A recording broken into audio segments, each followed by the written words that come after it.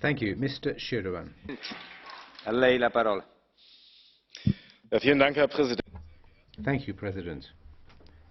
Ms. von der Leyen, we heard a lot in your address about the men and women, the citizens of Europe. Over the last few days, I've had hundreds or thousands, indeed, emails, and I'm sure other colleagues have as well, talking about your nomination.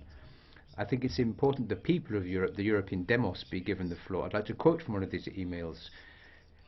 The person who wrote it said that as a voter, I insist that the European Parliament should ensure that one of the Spitzenkandidates be elected as President of the European Commission. And the woman who wrote the email continued by writing that the appointment of the German Defence Minister to the presidency of the European Commission would, in my view, have fatal consequences in terms of the future of the European Union, confirming a trend towards greater militarization and isolation.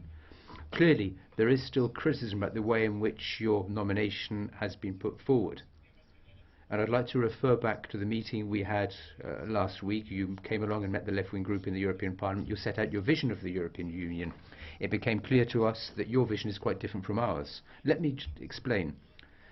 Ours is the only group which is fully determined to reject a continuation of existing policy making. When you talk about the future of the European Union, I think the time has come for us to bring an end, to break a clear break with austerity, this new liberal policy which we pursued for so many years. The fact is, colleagues, national budgets are continuing to be subjected to cuts, and this has prevented us investing in public projects, in investigation, in education, in social affairs, and in hard-hitting measures to help fight climate change. The people who suffer most from these neoliberal policies are the men and women who live throughout the European Union. Ms. von der Leyen, if we really are to fight the climate emergency, we have to act now. And if we want to bring about fundamental changes to our economic structures, we have to start by investing now, and anybody who wants to guarantee security for the European Union must start by making a clean break with this misguided austerity policy. 113 million people, these are official figures from the European Commission, currently live below the poverty line in the European Union.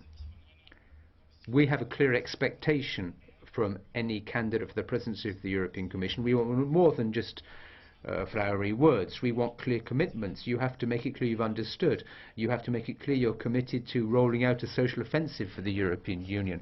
My objective, you should be saying, is that in 5 years' time, nobody in Europe, regardless of how old they are, of where they live in Europe, should see their very existence being threatened. Everybody in Europe should have a dignified existence. So, for example, in the field of tax policy, unfortunately, you've been once again very vague. There's no point in taking kids' gloves when it comes to fighting for tax justice. Our expectation of a credible candidate for the presidency of the Commission is that they have the determination and courage to state clearly they want to bring an end to tax dumping, that they want to close tax havens within the European Union, and that they want to ensure that those with wealth be subjected to fair taxes, so that it's to ensure that we can achieve genuine tax justice.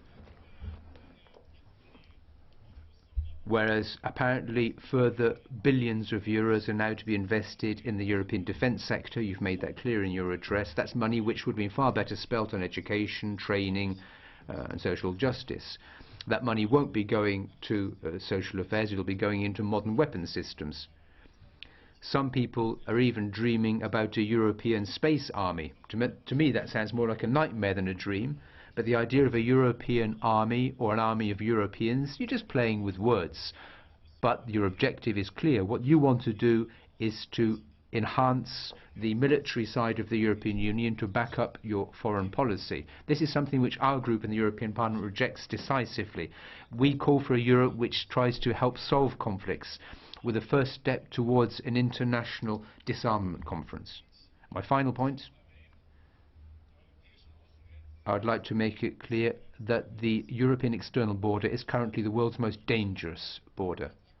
And this, for me, is a clear sign of the failure of European politicians, the fact that every day people continue to drown in the Mediterranean, whereas those few people in certain member states who continue to defend universal human rights are thrown into prison. Ms von der Leyen, we listened clearly to what you said.